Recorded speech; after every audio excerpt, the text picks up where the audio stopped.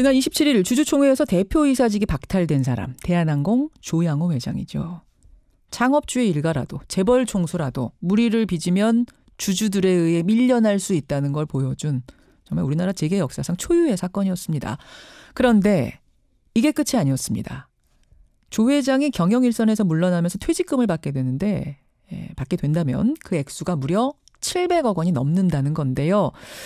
연임에 반대해서 소액주주 운동했던 분들은 이 액수에 대해서 지금 강력하게 문제 제기를 하고 있습니다. 한번 들어보죠. 참여연대 경제금융센터 김경률 소장 연결을 해보죠. 김 소장님 안녕하세요. 예, 반갑습니다. 근데 밉든 곱든 퇴직하는 사람한테 퇴직금 주는 거는 회사 법이잖아요. 예, 그렇습니다. 그렇죠? 그거는 뭐 재벌 총수라도 똑같이 적용이 되는 거 아닙니까? 뭐 그렇죠. 다만 이제 임원 퇴직금의 경우에는 이제 대법원 판례라든가 그리고 국세청의 여러 가지 사례에서도 주로 어떤 말이 나오냐면 회사의 경영 실적이라든가 그리고 재무 상황 이것을 반영하여서 사회적 통념에 맞게 지급해야 된다라고 되어져 있고요. 사회적 통념에 맞게. 네, 실제로 임원 퇴직금의 경우에 이와 같이 이제 회사가 비용으로 처리하였으나 송금 불산입된 경우, 즉 회사의 비용을 인정하지 않는 경우가 아주 대단히 많습니다. 국세청 실무 사례에서는. 그래요. 그러니까 문제 제기할 만하다라는 말씀이신데 그럼 하나하나 좀 보죠. 우선 대한항공의 셈법대로 하면은 조양호 회장 퇴직금 액수가 정확히 얼마예요? 지금 현재 대략 700억 안팎으로 보입니다. 그러니까 어떻게 계산하시냐면 우리 청취자 여러분들, 셀러리맨 분들 항상 머릿속으로 오늘 퇴직하면 퇴직금 얼마일까 이렇게 생각하실 텐데요.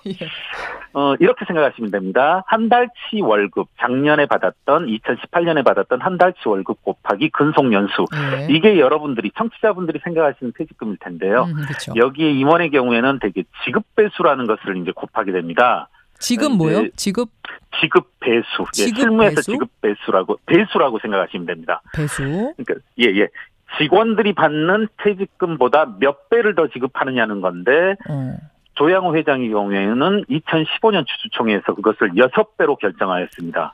이렇게 되다 보니까 작년에 조양호 회장이 대한항공에서 받아간 게 30억이 넘습니다. 월급 연봉의 몫으로요. 거기에다가 이제 한 달치라고 하면 대략 3억 곱하기 지급배수 6 곱하기 근속연수 39년을 하다 보니까 약 780억 안팎 이렇게 될 것 같습니다. 그러면요, 소장님. 저희 같은 이제 평범한 월급쟁이들은 원래 마지막 월급에다가 근속연수만 곱하면 땡이지만 임원들은 일종의 K값이 있네요. 변수가 있네요. 맞습니다. 그렇습니다. 그럼 그 K값 변수는 누구 맘대로 정하는 거예요? 그냥 회사 맘이에요? 명목상으로는 주주총회에서 정합니다. 명목상으로는 주주총회에서 정하여서 이제 일견 그런 반론도 있는 것으로 압니다. 주주총회에서 이렇게 정한 것인데 어쩌란 말이냐 이런 말씀을 하는데 이건 역시 이제 대법원에서는 주주총회에서 정하였다 하더라도 이것이 대주주의 어떤 의도 그리고 소액주주들의 의도를 무시한 채로 이루어졌다라면 위법하고 배임의 혐의까지도 있다 이런 판결을 내리고 있습니다. 그런 얘기군요. 그럼 이 6배 정해질 때 과정을 봐야 되는데 그때 과정이 어땠다고 보시는 거예요? 2015년 주총에서 소액주주들 특히 이제 국민연금으로 대표지어지는 기관 투자자들은 반대를 하셨고요. 조양호 회장 일가가 이번에도 4%를 획득하였다시피 사실은 이제 50% 이상 지분을 우호 지분을 획득하다 보니까 그건 역시 이제 큰 무리가 없이 통과되었습니다. 2015년 당시에. 솔직히 이번에는 주주총회가 어떤 입김을 영향력을 발휘했지만 평소에는 거수기 비슷하게 운영이 되는 게 보통이죠. 관례죠. 그렇죠. 그렇기 때문에 아주 이번에 이제 3분의 2 특별 결의 사항도 수많은 우여곡절을 겪은 끝에 이제 통과되었는데요. 사실 모두의 진행자분께서 말씀해 주셨지만 대기업의 재벌 기업의 오너 일가가 주주총회에서 지는 경우는 거의 없었죠. 알겠습니다. 자, K값이 6배로 정해질 때도 조금 문제가 있다 지금 말씀하셨는데 그렇다고 하더라도 어쨌든 정해진 거잖아요. 땅땅땅 망치치고. 그렇습니다. 그러면 지켜야 되는 거 아닌가 또 물어보실 수도 있어요. 거기에 대해서 어떻게 생각하시나요? 한번 그러면 제가 조금 길더라도 그 대법원 판례를 한번 읽어드리면 여러 가지 의문을 해소하는 데 도움이 될 텐데요. 간단하게 한 6줄 정도 되는데 읽어보겠습니다. 그러시죠. 이사가 이사의 직무 내용, 회사의 재무 상황이나 영업 실적 등에 비추어 지나치게 과다하여 합리적 수준을 현저히 벗어나는 보수지급 기준을 마련하고 그 지위를 이용하여 주총에 영향력을 행사함으로써 소수주주의 반대에 불구하고 주총 결의가 성립되었다면 회사 재산의 부당한 유출을 야기함으로써 회사와 주주의 이익을 침해하는 것으로 회사에 대한 배임 행위에 해당하므로 주총 결의를 거쳤다 하더라도 그러한 위법 행위는 유효하다 할 수 없다. 이와 같은 대법원 판례가 2016년에 있었습니다. 그래서 네네 그 말은 배임에도 해당하고 예. 네. 조금 쉽게 얘기하자면 그러니까 회사 상황 지금 돌아가는 네. 상황에 맞게 받아가야지 회사가 그렇습니다. 돌아가는 상황이 뻔히 보이는데 거기 넘치게 받아가면은 이건 배임이나 마찬가지다 이 말이에요. 그렇습니다. 그럼 지금 회사 상황을 봐야겠네요. 대한항공 회사 상황이 어떻습니까? 한번 이렇게 말씀드릴게요. 저도 이제 엑셀로 쭉 정리하다 깜짝 놀랐는데 예. 조양호 회장이 오너로서 이제 CEO로서 활동한 게 1999년부터 2018년까지 20년간인데요. 맞습니다. 저도 놀랐습니다. 1999년이라면 IMF 직후인데 상당히 어려웠겠다 싶었는데 당시 대한항공의 부채 비율은 135%입니다. 예, 예. 대단히 좋았던 거죠. 그러네요. 2018년 현재로는 707%입니다.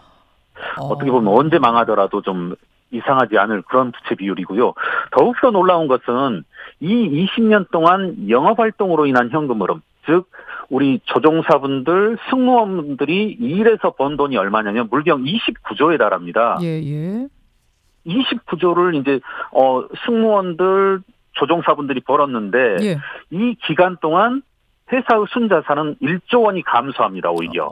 즉 29조 원이 회사의 투자활동, 재무활동 이렇게 날아가 버린 거죠. 뭐 잘 아시겠지만 지금 이제 소송 중이긴 한데 조양호 회장 일가가 한진해운을 돕기 위해서 8천억을 부당 지원한 것.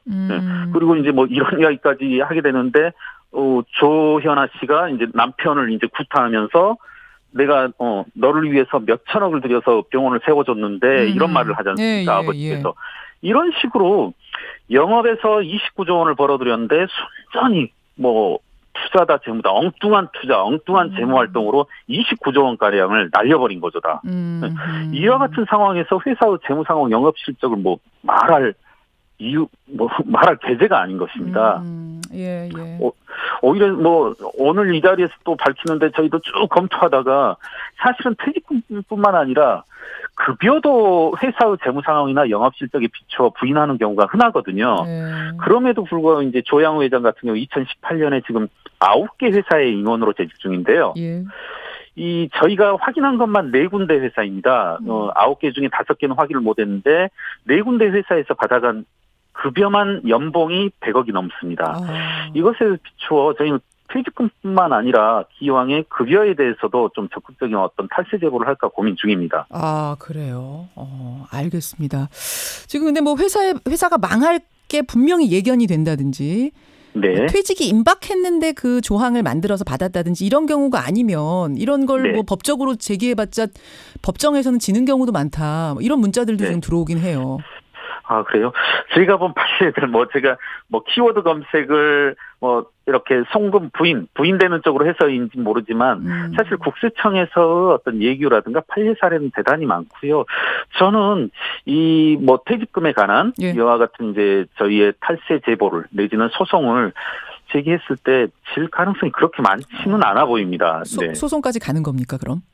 저희는 만약에 지급한다라면 예, 곧바로 그날로 이제 국세청에 탈세 제보할 거고요. 예. 가능하다라면 행정소송의 절차도 돌입할 겁니다. 알겠습니다. 여기까지 780억 퇴직금에 얽힌 이야기들 풀어봤습니다. 김경률 소장님 고맙습니다. 예, 감사합니다.